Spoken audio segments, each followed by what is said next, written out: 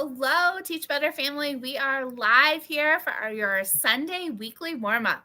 I'm here with Liv, and I cannot wait to dig into some Sunday action with her, and we will be right back in about 30 seconds.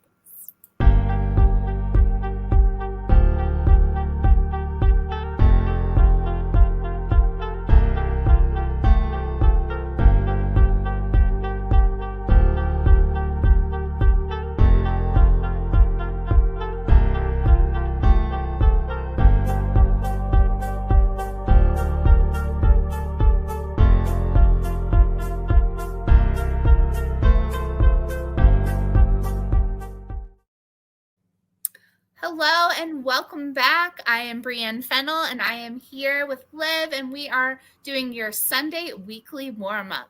I am loving seeing everyone in the comments already, and we have an exciting night planned for you just to relieve those Sunday scaries and start your week amazing. So Liv, how are you? Fantastic. Even better now that I'm on with you. I miss you. Here's a hug. I miss you too. I know. Virtual hugs are the best, especially from Liv. I cannot wait until October when we can see each other in person again for the Teach Better conference and just get one of those wonderful Liv hugs. I love giving hugs and I love receiving hugs. Thank That's you. part of my day. For those of our viewers that are joining us that might not know you, do you want to just give us a little bit of a rundown of who you are and what you do for the team? Yes, I am blessed to be a part of the team. I am the digital content coordinator. I work with Carrie Pitstick and Nikki Piercy. We run the blogging team, and we have the blessing to have exclusive events with them and get all of their blog posts posted on the website. I also am a head teacher, and I am teaching grade 2-3 this year. So I'm back to primary and loving it. That is so amazing. So if somebody's watching and they really have an idea for a blog, but they don't know where to get started, what should they do? Ooh, well, first thing to do is to contact me at Livia at teachbetter.com. And then we can get started and we'll share information on the next steps.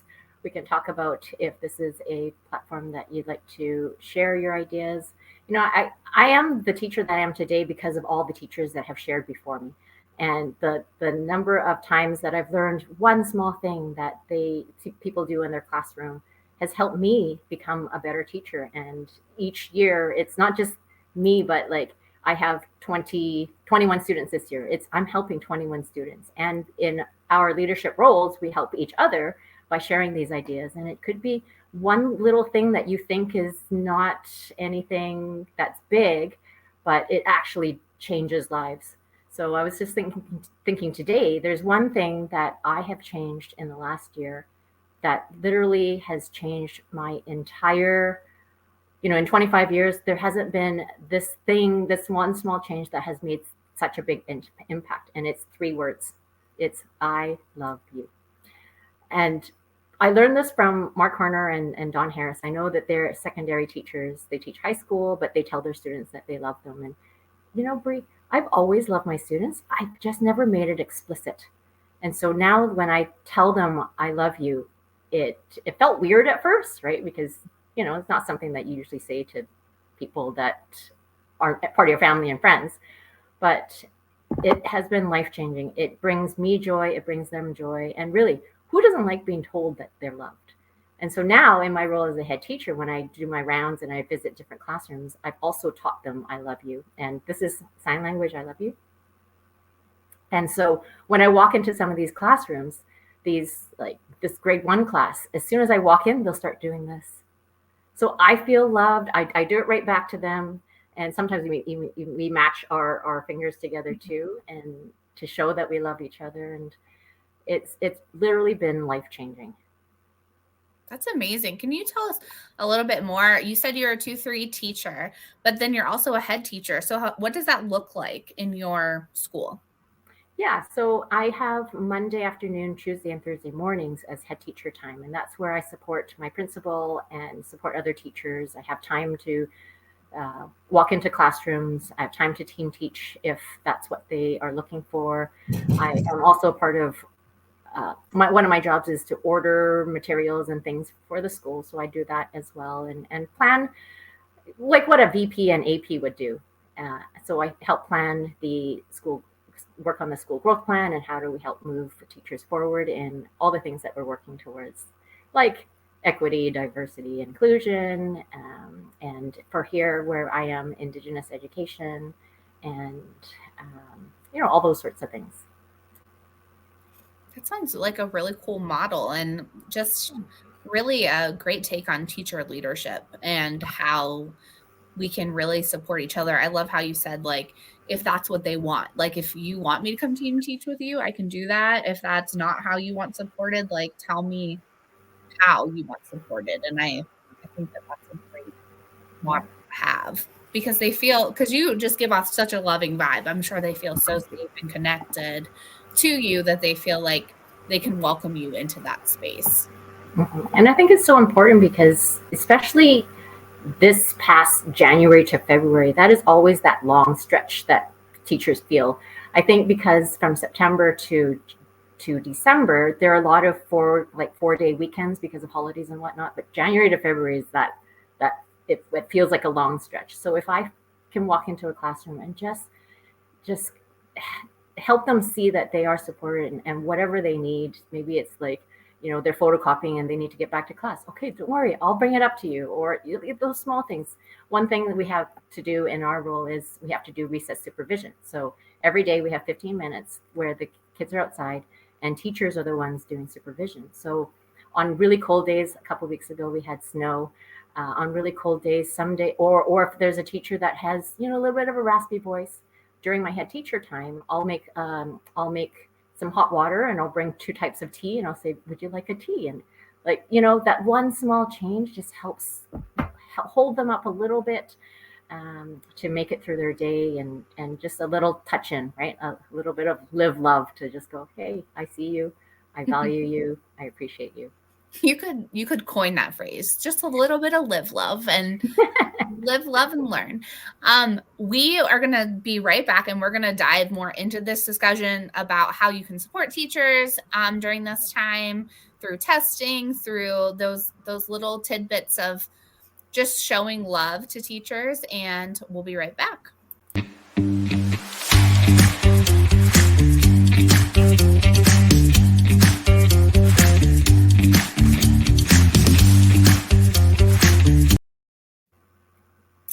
Welcome back, Teach Better family. I'm here with Liv, and we are diving into discussion just about diving into spring and just how can we support teachers in our roles in teacher leadership, and just showing each other, I don't know, not just respect, but compassion and love. And so Liv was just giving us some really great tips before the break, but at my school, we do something like, it's called Lucky Duck. And so you're like paired with somebody and you're just kind of supporting them every month, just with like a little, like, it can just be a little card or a saying, or like a little gift that they like. And they, at the beginning of the year, they fill out the sheet with like all their favorites, like what's your favorite chocolate or sports team or something that you really like to do with your family. And people can go through this binder and like look at all these things so that they can really tailor their ideas to the person's likes and wants and needs. But I love how you said, like, it's kind of beyond that for you, because you're like, I'm a caretaker, by nature. So it's like, oh, that person's not feeling well. Like, how can I make them feel well, and sometimes we feel like, oh, we're just these teachers. Like, I'm just a teacher. Like, how can I really make this difference? But as you were saying, like, it's just those little things, like saying I love you, and bringing, like, supporting in those like recess duty days. Mm-hmm. Yeah, and I think that a year and a bit ago, I coined a term called atomic interactions. And when I think about that, it's every interaction that we have is an opportunity to uplift somebody and to show our love and kindness and gratitude. And it's interesting because the more that I am seeing, everybody in our lives is in our lives for a reason. And what we do and how we interact with them really makes a difference in their day. And the simple thing like how you smile at somebody in the morning, right? Just a simple smile versus a like so happy to see you smile, like it just makes somebody feel just that much more seen and loved and valued. And little things like that go such a long way. And even for students, right? Like if you light up when you see them, it makes them feel loved. And I think that's one of the things that I love Maya Angelou's quote is that people won't remember what you do or what you said, but they'll remember how you made them feel. And that's always what I'm after is how do I make my students feel? How do I make my colleagues feel? How do I make the parents that I have the blessing to work with feel? And if we help them feel like they are safe and supported, loved and appreciated, and seen, valued, and heard, we're not going to go wrong in our roles, right? So even the little thing like sometimes a child will just look at me and I'll just for no across the room and I'll just look at him and I'll just smile and do this, and I'm sure it makes him feel loved, right? And so we know that when kids are happier, they learn better because it activates more parts of the learning centers in our brain, and then they have better social interactions and the whole learning environment is improved because of how you make a child feel.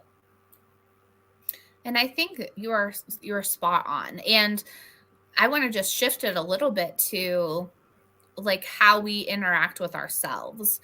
Yeah. And at this time of year, I know like I see it, I feel it in, in the United States and in certain states we have, testing. And so we have this responsibility for testing, but we also have the responsibility to our students and how we can keep the attitude for ourselves. Like how would you suggest like making sure that you're uplifting and using those interactions with yourself to make sure that you aren't getting burnt out as a teacher? Yes, that is huge because the relationships that we have with others is built on the relationship that we have with ourselves first. So I have this ABCD thing that I often share about the atomic interactions that we have with ourselves, because so the A is just really acknowledging and accepting who we are, right? So knowing what your strengths, your core values, and your beliefs are. I think that is huge. So when like for example, when you know your why and know why you do the things that you do, it helps with everything that you do throughout your day and every day. And then the B is to really believe in yourself. I think there's sometimes we're our own worst critic, right? When things don't go right or things could be better, we get in our own heads. And so what do you choose to say to yourself? Are you being kind, right? And the C is like being compassionate and being kind and caring towards yourself. And the D is really that self-discipline. We know that we've always been told, take care of yourself, get more sleep, drink more water, eat healthy, exercise, but and treat ourselves the way we would treat other people. We have to have that self-discipline. And so whatever it is we do, we need to do that. And one of the things that I also learned in the last little while is really how to cultivate my own joy. Because I gain so much joy by building the relationships that I have and by sharing my love and receiving that love back, that brings me so much joy. So that's what carries me through every day. Because I walk into the school happy to see the people that I get to work with. I walk into school joyful to see the kids. And I've actually really made it explicit in terms of joy. So we share in our community circles often. Like just on Friday before spring break, I said, when it's your turn, share what is it that brings you joy when you come to school every day. And it's interesting because the more we talk about joy, the more I'm noticing the kids using the word joy. This is what brings me joy. You bring me joy, Miss Chan. And when we start with a soft start in the morning, I call it heart time because it's a time to fill your heart with joy. So that's like whatever it is that you love to do. So maybe it's reading, maybe it's working with friends or playing with friends, maybe it's making things, building things. And so at the end, I always say, okay, thank you for, thank the friends that you played with that brought you joy today. And it's so interesting. And I was thinking, what difference would that make if we taught kids how to cultivate their own joy every single year? How will that affect their well-being as an adult if this was something that we taught them how to do every single day, is how to cultivate your own joy and how to breathe in that joy and enjoy it with gratitude. Absolutely. I'm getting so many great ideas, and I'm just sitting here and I'm just thinking, I'm like, I used to do more of a soft start, and I feel like as I move up grade levels, like there's so much time that you're like, okay, we got to get this done. We got to go to the next thing. But if we just took a few minutes to have those conversations with each other or share something, like you said, something that brought them joy. We do class meetings or gatherings, like we gather up and talk about things, and that time I know is really special to him. So thank you for sharing that idea. And I feel like sometimes teachers are like, oh, this is a really good idea for next year. Like next year, I want to start that. But you don't have to wait for next year. I mean, I could start that tomorrow and just see what, we are, we're data driven and observers. And so if we're observing that, our students are, they're better attending to our lesson after having a soft start, Mm-hmm. I feel like we can see the value in that so For quickly. sure. Because I taught grade 4, 5 for the last 2 years prior to this, and we started every morning with that soft start. We started every morning without fail in a community circle.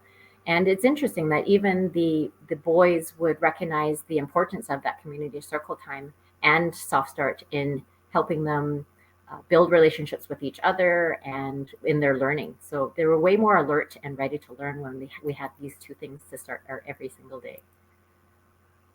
Look at these people bringing you joy just right Yeah.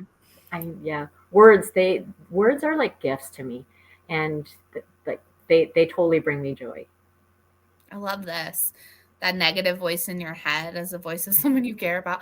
I know that I'm guilty of this. My husband and I, we get up very early and we go and we work out with friends. And a lot of times on Sunday nights, like you might not see me on screen, but I am behind the scenes. I'm moderating. I'm making sure everybody's doing okay on all of our social media Mhm. platforms. Thank you for And doing that, Bree. oh, absolutely. I love the Teach Better team and the work I get to do with you guys. But Me too.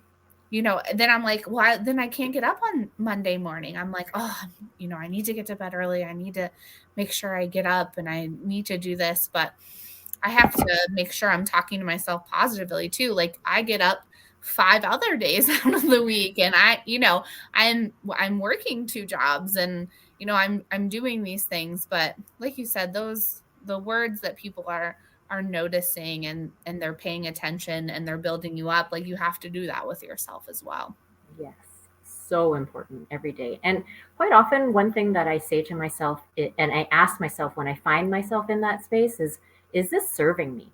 And when I think no, it's not, then it just kind of shakes me up. And I think over the years too, I've learned how to, uh, massage what's happening in my mind, give it its time that it needs, and then shelf it and just say, okay, I've already given it enough time and space and heart into whatever that is. It's time to move on and just really focus on what's next. So Yeah. I think that makes a big difference too when you can really try to control those emotions. I know it's easier said than done, but over time I've really tried to train myself to do that. And it's making a difference. Absolutely. What about, like, what are your feelings about checking? I know people are on the fence about this. So like checking emails and those kinds of things when you're at home, because like if you get something negative, like that could be something that your brain chews on the whole weekend and then you Yes, don't give yourself that time to rest. yes, that happened last weekend. So, and then Sunday night and Monday morning, and it was just like right there. But I think knowing, knowing where I am in my life and knowing, like I said earlier, knowing what my strengths, my core values and beliefs are, I know that this is what I need to do in order to figure things out. I do need to spend time thinking about it. I do need to spend time investing my heart into whatever this issue is. Mhm. Because part of it, and usually it's in interaction with somebody else, right? Usually it's not something that's just me. So, thinking about the other person, and I want to honor whatever it is that they have to share and work together. And I'm very, very much solution based. So it's not just thinking about, okay, I can't change what's happened, right? But what I can change is what I do next. And so making sure that I spend the time to sort through all of my feelings, sort through what I think the other person might be feeling, and to really reach out to say, I thank you for sharing whatever it is that you are feeling. I'm looking forward to working on a solution or working on bettering myself, because I know that in any situation, I am not at zero fault, right? There probably would have been things that I could have done differently, but wasn't aware. And I live my life in the way that I really try to live like my life like a role model and with great integrity. So even if I did something that wasn't right in somebody else's eyes, I know that I really tried to bring my heart towards whatever it is, right? And like, coaching is one of those things. It's not easy to coach adults. And this is my first year coaching a ringette team that, we were playing in our provincials and certain things, certain decisions had to be made. And, it's hard to make everyone happy, right? But, we moved forward and we try to listen. And I think, again, it's how you make people feel, and I really try to make people feel like what they have to share is of value and help them feel seen and heard and appreciated. And so I think when you have that understanding that you've had so many years of problem solving and working through issues and concerns of people, that you just know it just takes time, that this is the time that I am using to think about it and work through it. And then there's time to, okay, it's enough. Now I need to focus on the other parts of my life, and to, again, learn to recultivate that joy in other parts of my life, right? Yes, and I think that having those people who are like, whether it's your spouse or it's a great friend who you can like bounce things off of Yes. safely, and Yes. also they will tell you if you're in the wrong. Like, Yes. okay, now that you're, that you've taken that time, like perhaps next time, like you do it this way. Or if you're not somebody who like at that time is receptive to that feedback, it might be, I'm just here for you. If you need to come Yeah. back, I'm here and I'm here to listen. So finding those people, like I said, whether it's your spouse or a friend or somebody within your building, everybody needs a sounding board. Hmm. Oh yeah, and that's one thing that I love about being part of this team is it's not just our team, but everybody else that's here in the that's listening and in the chat, is that support that we give each other.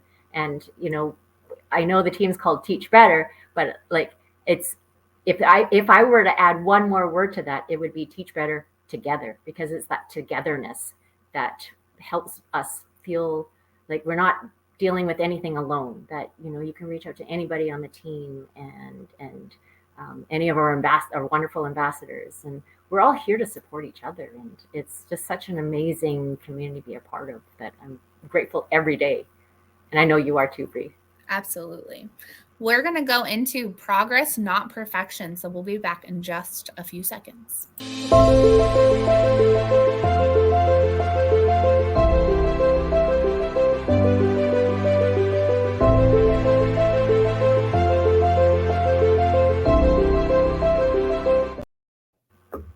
Welcome back, Teach Better team. I'm here, Bree and Fennell with Liv Chan, and we are talking about just kind of loving yourself, loving others, and just kind of spreading that positivity in this time when some of us are on spring break and some of us are anxiously waiting for that time.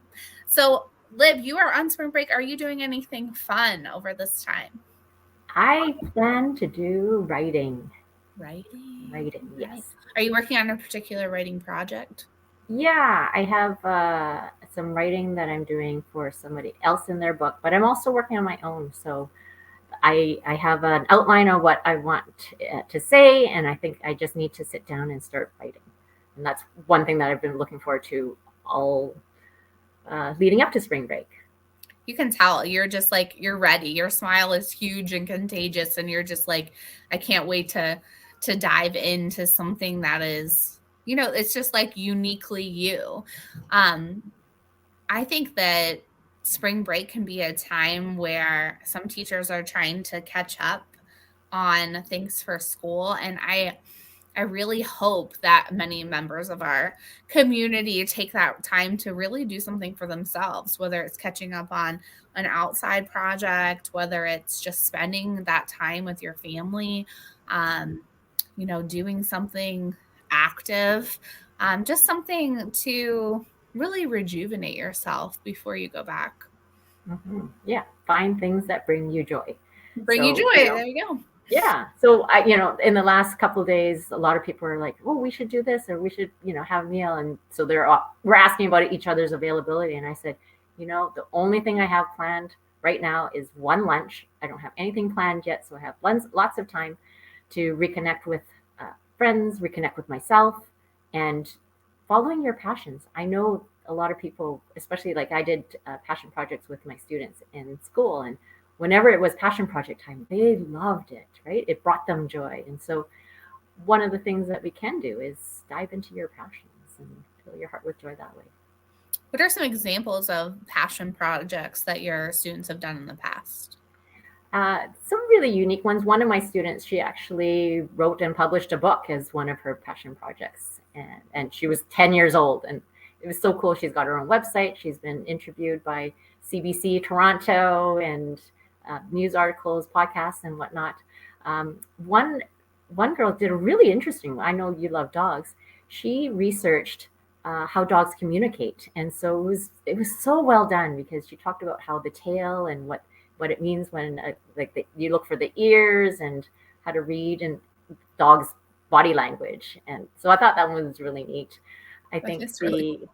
it's interesting to see what they're passionate about, and for them to show, because after while they're working on it, they're also working on a PowerPoint presentation so that they can present to the class and share their passions with each other. Do they ever share that community building is so important. Do they ever share like with outside community members or their parents? We have not done that yet. That's a great idea. We're getting so many ideas from each other, Liv. I'm just so excited about this time. I feel like I wanted to go back to what you were talking about with lunch or a meal, spending that time with others. Like, do you feel like that really serves you a lot of joy? Yes, I love connecting with people. One of my favorite quotes is by Simon Sinek, and he says that life is not beautiful because of the things we see or do. Life is beautiful because of the people that we meet. And like and that's one thing that brings me joy. If I wake up in a morning where I'm just like really tired because I haven't been self-disciplined enough to go to sleep on time, one thing that always perks me up is I just think I listen and feel to like who's on my heart today, and so I'll send a few texts to people that that I haven't maybe connected with once in a while, and I'll just say, hey, I'm thinking about you, I miss you, or reminding them that I love them and appreciate them, and then that already brings me joy. And then when I receive that text back, it's like, oh, thank you for thinking of me. Like you wouldn't believe how much I needed this today, or things like that. And so when I get to see people, I've done the 5 languages, that assessment, and Yeah. one of the things that is my language is spending quality time with people. And so in this day and age with technology, I know I don't always get to see people in person, so that quality time can look like in a text, right? It can look like leaving Voxer messages to each other, because so many of my friends don't live locally, so I can't physically spend that quality time with them, but that time in listening to each other and supporting each other and all of that, that is quality time. I love that. If anybody is listening and in the comments, just let us know if you sent a text to somebody after hearing this and what the response was. Since this is playing in our private group, you could do that anytime this week. Just let us know if that was successful for you, because I'm telling you, I've been on the receiving end of one of these amazing texts from Liv, and it really does. It perks you up to know that somebody is thinking about you, and that you're on their heart and on their mind, and that you really they really care about you. So that can bring you a lot of joy. Mm-hmm. Yeah. And I think that's the other thing too. Like I said, I try to live my life like a role model, and it's so heartwarming now, because once in a while people will send me that random text, and like it's so interesting how this universe is all connected, because those are often the days that I feel like I need it most. Like they didn't pick the day before or the 2 days before to send me that, hey, I'm thinking about you, Liv, text. But they chose that day, that moment. And I'm like, wow, this is incredible how we are connected. It's like they sensed that I needed this text from them that day. And the more that we can do that for each other, to just remind each other that we're not alone, that we have each other to support each other and share our love and gratitude. Like it just makes this world a more beautiful place. I think that like with our leaders, like our leadership in Teach Better, I feel like they're so good about like reaching out and making sure that we're, they know we're there and we're working hard and that they appreciate us. And I feel like leaders in our school, those of you that are leaders that are listening, just taking those few minutes to make like that personal connection or that personal message can make a huge difference. And I'm starting to notice too that other people are doing that other people are starting to really share that, that they appreciate each other and whatnot. So I love that. One principal I had actually took the time and hand wrote a message on every kid's report card. And it was like the opening of our new school building. And at that time I was like, oh my goodness, that had to have taken him so long. Like, why? And then my kids went through and I was like, I really appreciated that they took the time to like really individualize that for the kid, and like how special that that they took the time yeah, think about a student and write that personally. But that also tells a lot about how much time they took getting to know them outside of that that 9 weeks. Right. So powerful. Gift of words. That's why I truly believe that words are gifts, and I receive them as such, right? And I give them as gifts too. What do you think about like our conference? Like our conference is coming up. It's in October, and we have the opportunity to get together again and really give a lot of joy to a lot of people. Yes. Well, we had the inside scoop, so we knew sooner than everybody else that we were putting on another conference. But right. Honestly, Bree, that was one of the most memorable things I have ever done in my entire life, is go to the Teach Better conference last October. And it's incredible because there's so many people that and you've met throughout, like, but virtually, and to actually see somebody and hug them for the first time and have conversations and look at them like in real life, face to face, eye to eye, and heart to heart was just incredible. And I think I got very little sleep in those few days, but every conversation I had just filled me up. And even anytime I think about it, it still fills me up. And I just cannot wait for October again. I know. Let's take a quick look at this conference announcement.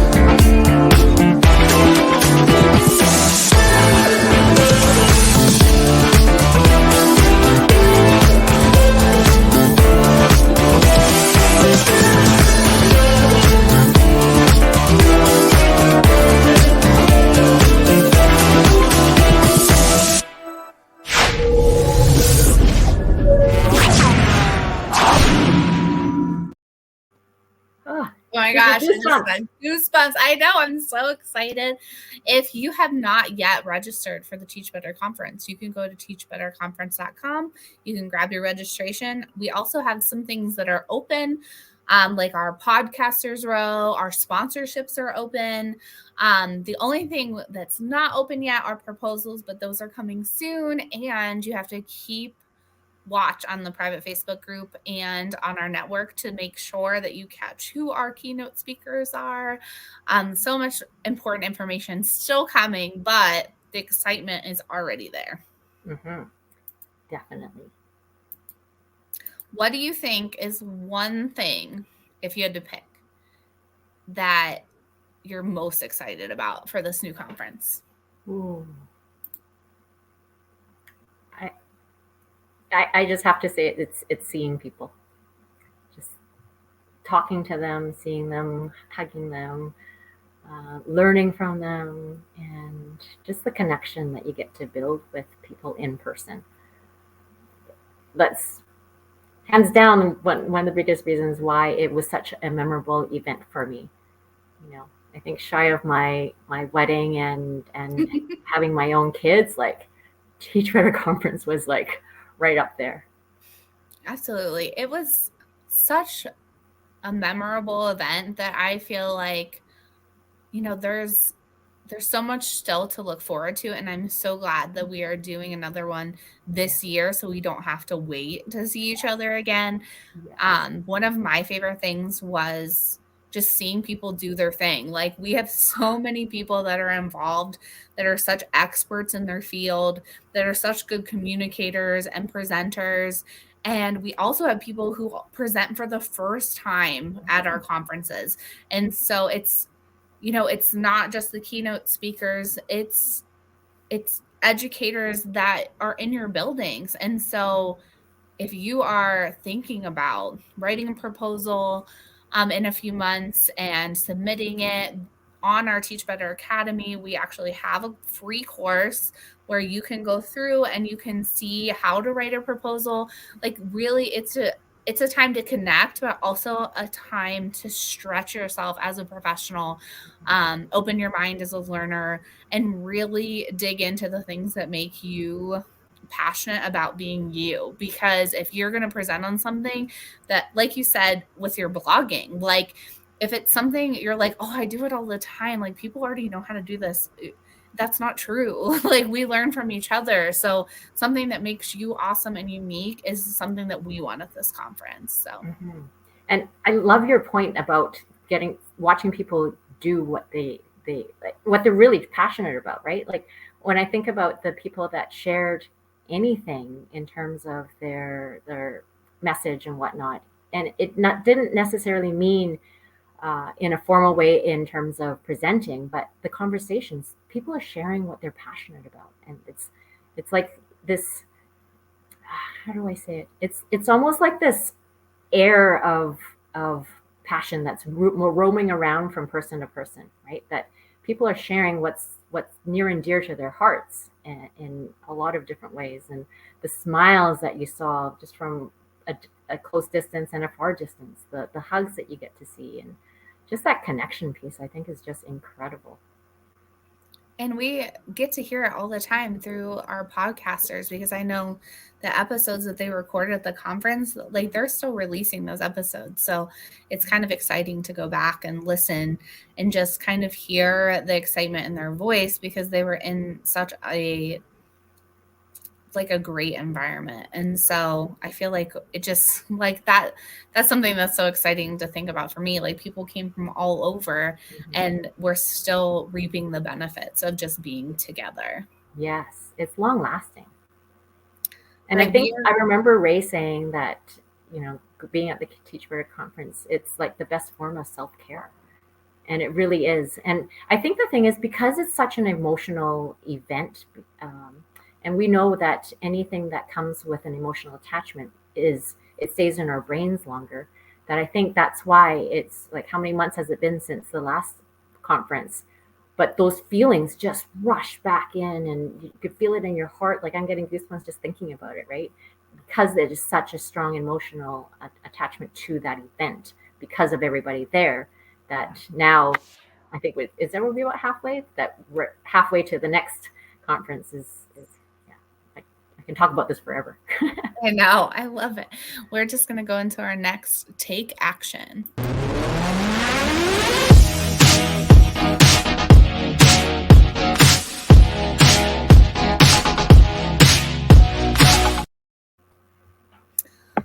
Welcome back, Teach Better family. We are just going to take just a few minutes to kind of wrap up what we've been talking about on this show.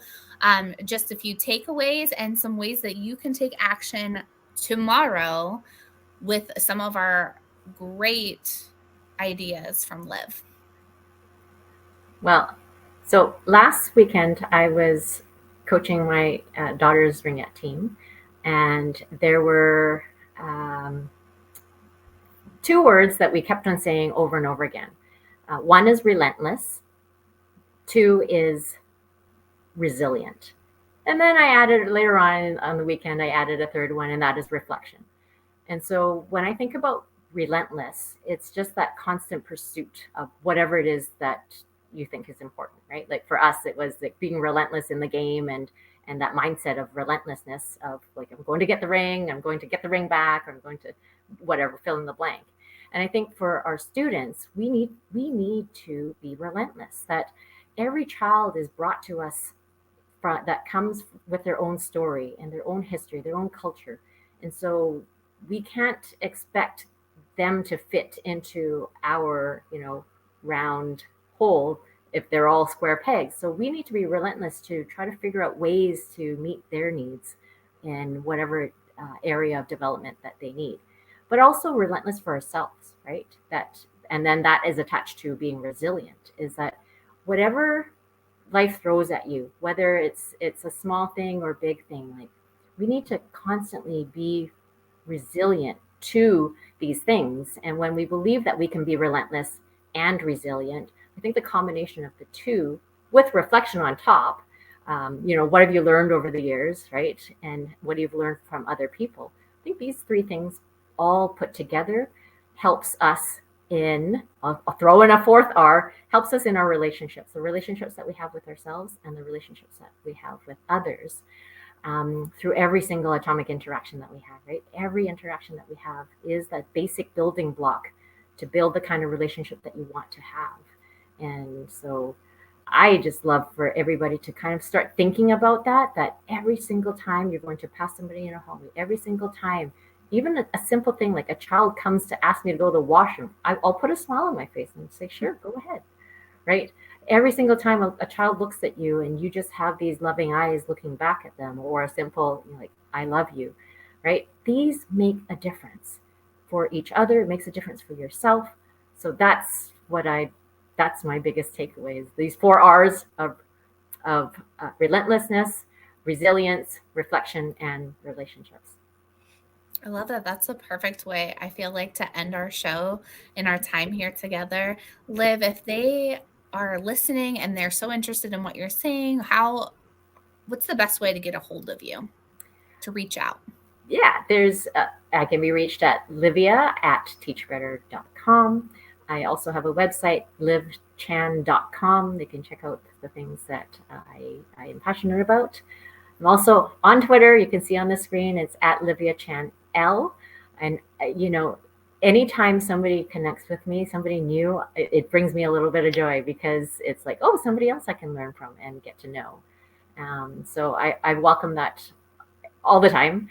And I'm looking forward to connecting. And anybody who is interested in, or even just thinking about writing a blog, like if you've ever had that thought, oh, I would love to write about, just reach out and we can have a conversation. This may not be the time for you because you've got other things in your life, but it may be the time for you. And just like, if you had that thought, just reach out and we can talk about next steps to move you forward in sharing your ideas, sharing your passions, your thoughts. And honestly, I think the thing is with blogging is I always say that I write for myself first, because the kind of reflection that you get to do when you are writing, you're so purposeful in how you say certain things, and it allows me to deeply reflect on whatever it is that I'm thinking about. So there's that aspect of it. Plus, it brings me joy to write. But I also know that there's that sharing piece that when we share our ideas, we are helping other people think of a thing in a different way, right? And inspire other people by our ideas. And we're all here to, teach better and teach better together, right? Absolutely. Well, thank you again for being on the show. Thank you to everybody who was in the comments tonight. Yeah, I am so happy to be a part of this family, and I hope everybody has a fantastic week. thank you.